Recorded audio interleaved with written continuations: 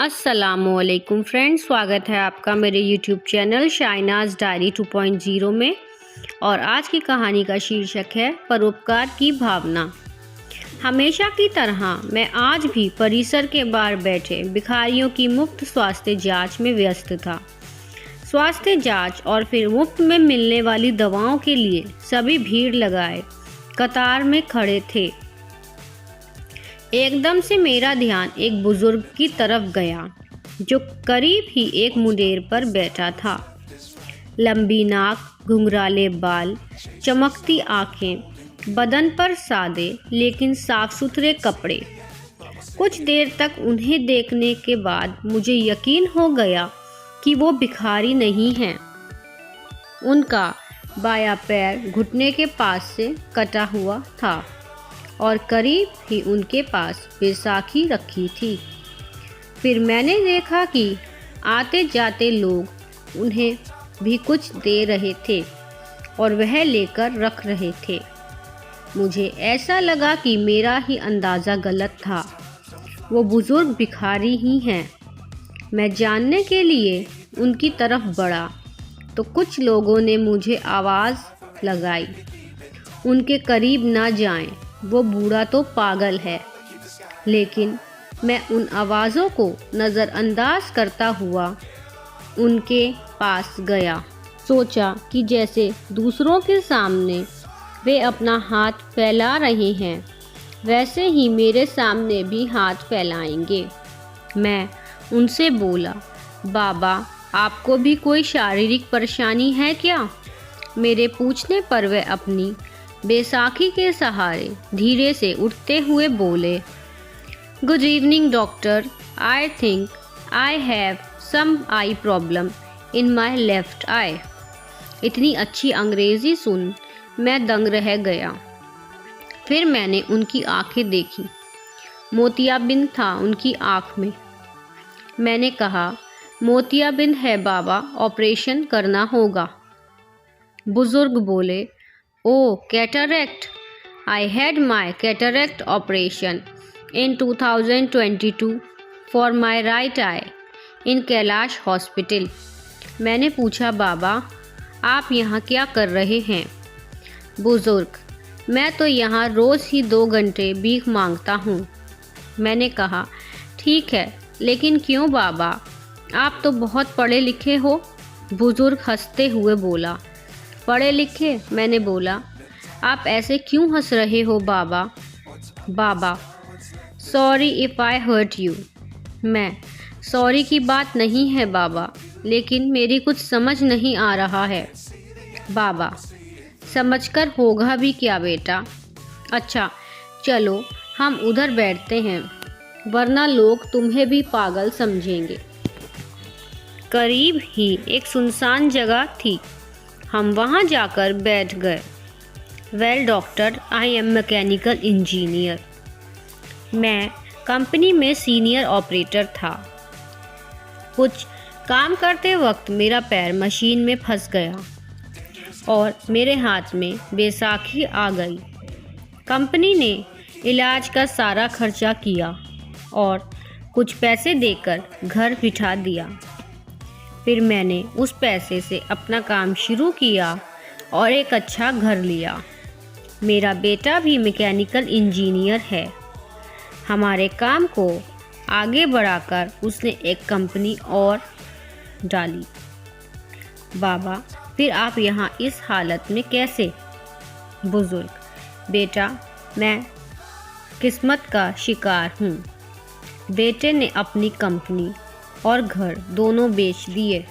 बेटे को ज़िंदगी में आगे बढ़ता देख मैंने कुछ भी नहीं कहा और वो अपनी पत्नी और बच्चों के साथ कनाडा चला गया और हम यहाँ रह गए। सब कहकर वो हंसने लगे। हंसना भी करुण हो सकता है, पहली बार मैंने ऐसा अनुभव किया। फिर मैंने कहा, लेकिन बाबा, आपके पास तो इतना हुनर है कि जहाँ लात मारें वहाँ से पानी निकाल दें। अपने कटे हुए पैर की तरफ देखते हुए बाबा बोले, लात कहाँ और कैसे मारूं? बाबा की बात सुन देखकर मैं खुद शर्मिंदा हो गया। मुझे बहुत बुरा लगा।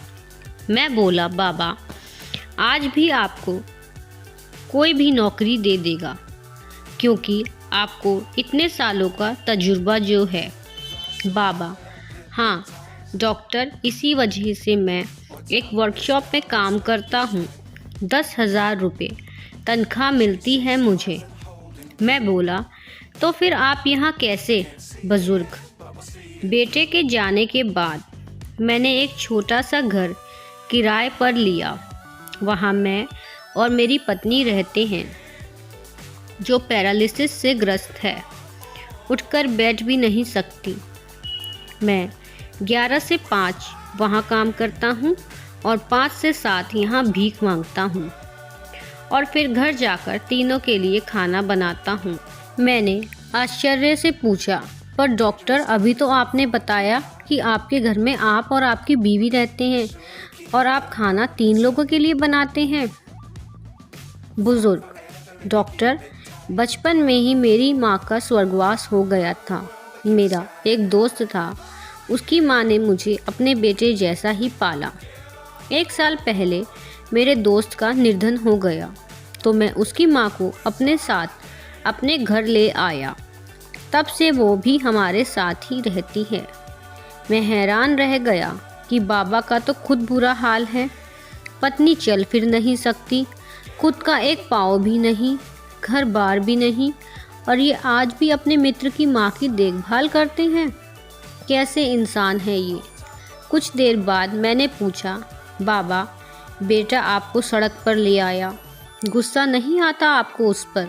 बुजुर्ग, नो डॉक्टर, अरे वो तो सब उसी के लिए कमाया था, जो उसका था उसने ले लिया, इसमें उसकी गलती कहाँ है?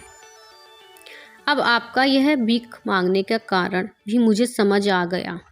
आपकी तनख्वाह के 10,000 रुपयों में आप तीनों का खर्चा नहीं हो पाता, इसी वजह से आप यहाँ भीख मांगने आते हो। बुजुर्ग, 10,000 रुपयों से मैं सब कुछ मैनेज कर लेता हूँ, लेकिन मेरे मित्र की जो माँ है, उन्हें डायबिटीज़ और ब्लड प्रेशर दोनों हैं।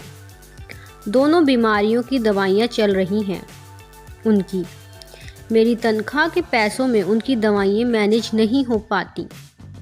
मैं 2 घंटे यहाँ बैठता हूँ, लेकिन भीख के पैसों के अलावा कुछ स्वीकार नहीं करता। मेडिकल स्टोर वाला मुझे उनकी महीने भर की दवाई उधार दे देता है और यहाँ 2 घंटे में मुझे जितने भी पैसे मिलते हैं वो मैं रोज़ मेडिकल स्टोर वाले को दे देता हूँ। मैंने उन्हें देखा और सोचा, इनका खुद का बेटा इन्हें छोड़कर चला गया और ये किसी और की माँ की देखभाल कर रहे हैं। यह सब सोचकर मेरी आंखों में पानी आ गया। भरे गले से मैंने फिर कहा, बाबा, किसी दूसरे की माँ के लिए आप यहाँ रोज़ भीख मांगने आते हो? बुजुर्ग, किसी दूसरे की? अरे, मेरे बचपन में बहुत कुछ किया है उन्होंने मेरे लिए। अब मेरी बारी है। मैंने उन दोनों से कह रखा है कि 5 से 7 मुझे एक और काम मिला है। मैं बोला कि अगर उन्हें पता चल गया कि 5 से 7 आप यहाँ भीख मांगते हो तो? बुजुर्ग, कैसे पता लगे? मेरे बिना तो वह दोनों करवट तक नहीं ले पाती। बाबा की बात पर मुझे हंसी आ गई। मैं उसे छिपा गया और बोला, बाबा, अगर मैं आपकी माँ को अपनी तरफ से नियमित दवाएं दूं तो ठीक रहेगा? फिर आपको भीख भी नहीं मांगनी पड़ेगी। बुजुर्ग, नो डॉक्टर, आप भिखारियों के लिए काम करते हैं। माँ जी के लिए आप दवाई देंगे तो माँ जी भी भिखारी कहलाएंगी। उनका बेटा अभी जिंदा है। डॉक्टर, मुझे कोई भिखारी कहे तो चलेगा, उन्हें कहे मुझे मंजूर नहीं। ओके डॉक्टर, अब मैं चलता हूँ। घर पर पहुँचकर खाना भी बनाना है मुझे। मैंने बाबा का हाथ अपने हाथ में लिया और बोला, बाबा, भिखारियों का डॉक्टर समझकर नहीं, लेकिन अपना बेटा समझकर मेरी दादी के लिए दवाएं स्वीकार कर लीजिए। अपना हाथ छुड़ाकर बाबा बोले, डॉक्टर अब इस रिश्ते में हमें मत बांधो। एक गया है हमें छोड़कर। आज मुझे ख्वाब दिखाकर कल तुम भी मुझे छोड़ गए तो मुझ में अब सहन करने की ताकत नहीं रही। ऐसा कहकर बाबा ने अपनी बैसाखी संभाली और जाने लगे। जाते हुए अपना एक हाथ मेरे सिर पर रखा और बोले, अपना ध्यान रखना मेरे बच्चे। हमसे भी अधिक दुखी, अधिक विपरीत परिस्थितियों में जीने वाले ऐसे भी लोग हैं। हो सकता है इन्हें देख हमें हमारे दुख कम लगने लगे और दुनिया को देखने का हमारा नज़रिया बदले। Thank you. Do like, comment, share and subscribe my channel for more stories. Please support me.